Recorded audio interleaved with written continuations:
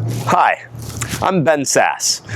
I've been traveling across Nebraska this week, and a number of folks have been telling me their worries about the Iranian nuclear program.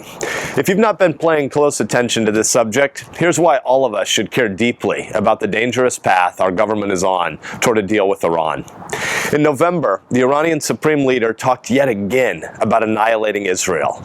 Then in January, right after U.S. officials praised Yemen for partnering with us in fighting ISIS, Iran funded a coup by Islamic terrorists that took down the government, a huge black eye for America. At about the same time, an Argentinian prosecutor was assassinated as he prepared to reveal an Iranian link to the murder of 85 Jews in Buenos Aires. Meanwhile, back home, Iran has been purposely pursuing the development of an intercontinental ballistic missile. We're not talking about a weapon that can merely reach Jerusalem here. We're talking about weapons that have the potential of reaching Los Angeles.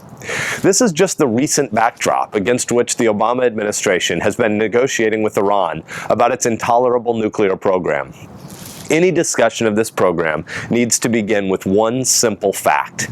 It has been the undisputed U.S. policy for decades that we would not accept any deal with Tehran short of eliminating Iran's nuclear program. Elimination of the program, period. But now, in a perversion of language that makes no sense to anyone who lives outside the DC bubble, the administration is claiming that they have made, quote, progress with Iran by moving the goalposts against our own objectives and interests.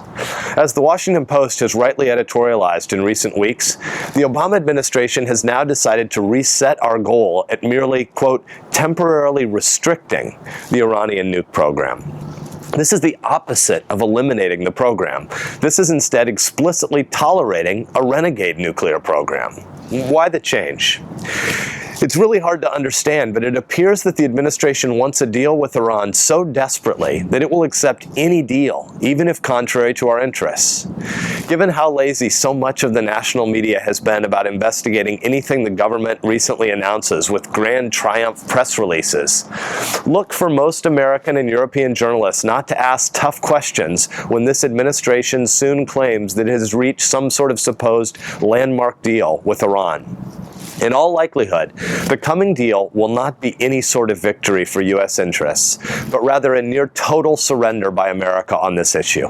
Make no mistake, allowing Iran to keep its nuclear program will be a failure, not a success. There are 6 UN resolutions prohibiting uranium enrichment that help set the basis for the U.S.'s past opposition to Iran's nuke program. Now, however, instead of sticking with demands for the complete destruction of this nuclear program, our administration is apparently preparing to give Iran, the undisputed largest state sponsor of terror in the world, billions of dollars per month of additional sanctions relief, a broader role in the region, and simultaneously allowing them to keep their nuclear program. That's what this administration calls a deal. To quote a Nebraskan the other day, it's like the president has never even bought a used car before, and now he's negotiating nukes with the world's most dangerous nation. This isn't negotiating. This is getting your lunch money taken in an alley. We are going to look back on this as a watershed moment for American foreign policy. Allowing a terror-supporting, Israel-hating, American troop-killing enemy of the U.S. to take a broader leadership role in the Middle East is foolishly short-sighted, and it's a horrible betrayal of our allies in the region. This agreement will likely ignite an immediate nuclear arms race in the region, further endangering Israel, Jordan, and our other allies, and eventually increasing the probability that a nuclear device makes its way to one of our cities. You can't summarize it any better than former Secretary of State Henry Kissinger did in testimony before the U.S. Senate 2 weeks ago. If we allow Iran to have nukes, we are no longer going to be talking about preventing nuclear proliferation across the Middle East. We are instead going to be talking only about trying to manage the nuclear proliferation that will then become inevitable across the region as every state attempts to race to the trigger point. The bottom line is this. We have a president who sadly appears more interested in the idea of burnishing his legacy than in doing the hard work of admitting that we have a jihadi crisis in the Middle East. Regrettably, it appears that our enemies also know that this administration will cut almost any deal. So of course, on those terms, we lack leverage. Diplomacy has gone from being a means to being an end in itself. I don't think even Jimmy Carter would make a deal this bad.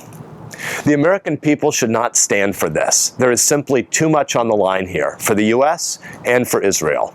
It doesn't matter what party any of us belongs to. Those of us who care about the safety and security of America and of Israel need to forward this message to family and friends, and we need to melt the switchboards at the White House and on Capitol Hill.